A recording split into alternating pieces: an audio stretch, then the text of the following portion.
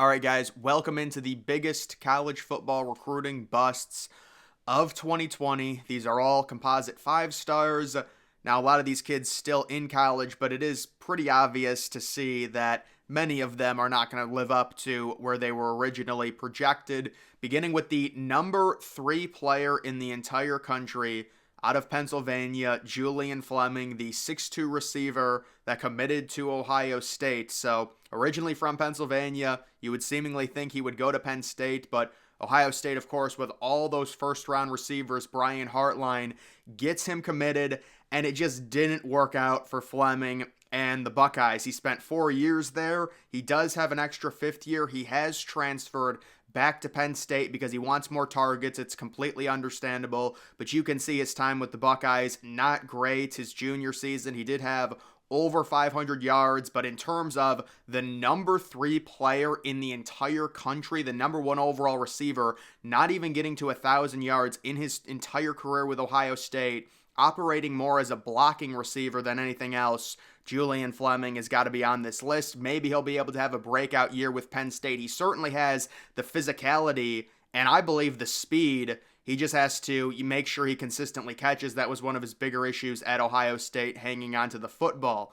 Moving on to the next player, it is Eric Gilbert, the number 5 overall player, the number 1 tight end in recruiting history, committed to LSU over Georgia. Originally, he was from Georgia. You can see he was at LSU for just 1 season, immediately transferring to Georgia. He didn't play at all as a sophomore, took a redshirt year, played only 3 games, and had 2 receptions total with the Bulldogs, and then transferred to Nebraska, and he has run into some legal problems. So just looking at this pretty crazy career when you consider him to be, in terms of recruiting averages, the number 1 overall tight end in recruiting history, just 384 yards. Obviously, he's a crazy athlete. There's a reason why he was a top 10 player in the country. That's a very rare thing for a tight end to be considered a top 10 player in the country just based off of positional value, but it has not worked out. Moving on to the next bust of 2020, it is Justin Flo,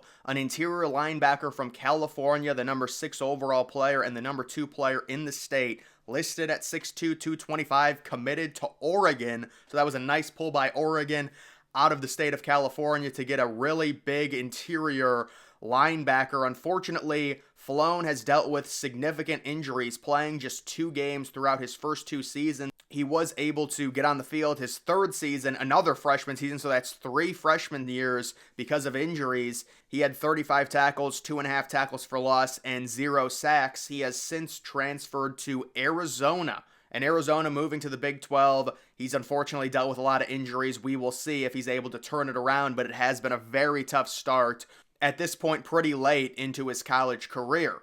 The next player is DJ Uiagalelei, the number 10 overall player out of the state of California. According to 247 Sports, he was the number 2 player in the nation. He was a big, prototypical, pro-style quarterback with a massive arm out of the state of California, commits to Clemson. And when he committed to Clemson, this is when they still had their crazy dynasty run. Everyone thought he was the next big quarterback coming through the program after Trevor Lawrence. You can see his career at Clemson started off playing sparingly. That's totally normal as a true freshman. You're not expected to start. He did have a very nice true freshman year in 9 games, 5 touchdowns, 0 interceptions, kind of in mop-up duty. 2021, his first year, really struggles. 9 touchdowns, 10 interceptions in college. That is brutal. I mean, don't get me wrong, in the NFL, throwing more interceptions than touchdowns is bad, but in college, it's next level bad. Clemson, however, did stick with him for his junior season. He had a little bit better of a season, 22 touchdowns, 7 interceptions, but with Cade Klubnik, the young 5-star QB, knocking on the door, he did transfer to Oregon State, and in 12 games, he did have a very nice season there, 21 touchdowns, 7 interceptions, very similar to the year he had at Clemson, but he had a lot less talent around him. Uiagalelei does have really good running ability, especially in short yardage due to how big he is and stocky he is, and he did transfer to Florida State where I'm sure he got a very nice NIL deal, and he's going to be a pain to deal with on 3rd and 4th and short. FSU trying to rebuild after losing a ton to the draft. They got him, and we'll see how well he does at FSU in his final college season. But I would not expect him to be, obviously, a first, a second, or a third round pick. And with him being ranked 10th overall, obviously that has to be considered a recruiting miss. It was a weird college career, though, for DJ. I don't know, maybe he can turn it around at FSU. He has the arm strength, and there's going to be some talent on that Florida State team. A lot of people still expect them to make the playoff, kind of resurrecting his career at Oregon State. The next player, it is Zack Evans. So Zack Evans originally was the number one player in the country for a while in this class. I remember he ended up getting bumped down mainly because of positional value. Normally now, when they do these rankings, they try and base it off of where players are going to be drafted, and running backs just aren't going to be picked very high. But Evans ended up committing to TCU. He had one of the crazier recruitments I can remember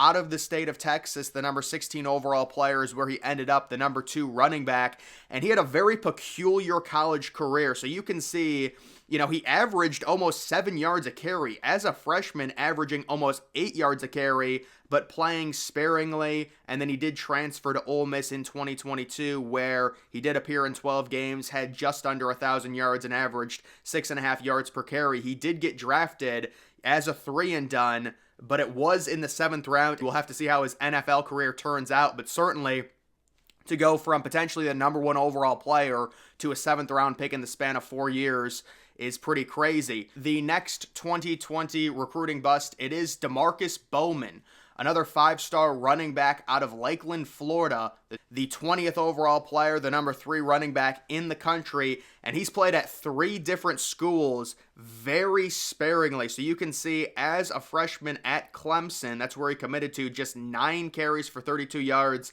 immediately transfers to Florida back home and plays sparingly there, only totaling 81 yards. And then he transfers again to UCF and plays sparingly, only appearing in 3 games, 10 carries for 62 yards, and has 1 touchdown so far in his college career going into his redshirt junior season. And then moving on to the final player I'm going to be discussing, it is Daman Demis, originally from the state of Texas, committed to Texas A&M as the number 25 player in the country, a big receiver, 6'3".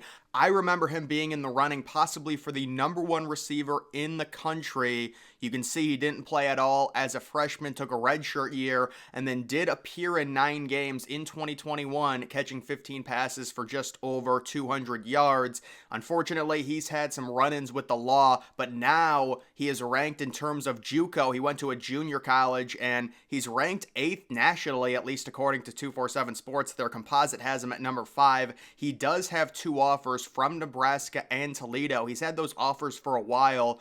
I do wonder if he's possibly waiting for more offers, but it is interesting that Nebraska, they took a chance on Eric Gilbert, the ultra-talented tight end, and now they're seemingly taking a chance on the former 5-star receiver. It would be interesting to see a former 5-star receiver in the MAC if he committed to Toledo, but we'll have to see what ends up happening there. Either way, guys, that is going to do it for this video. Make sure you follow me on X. Link to that's always in the description.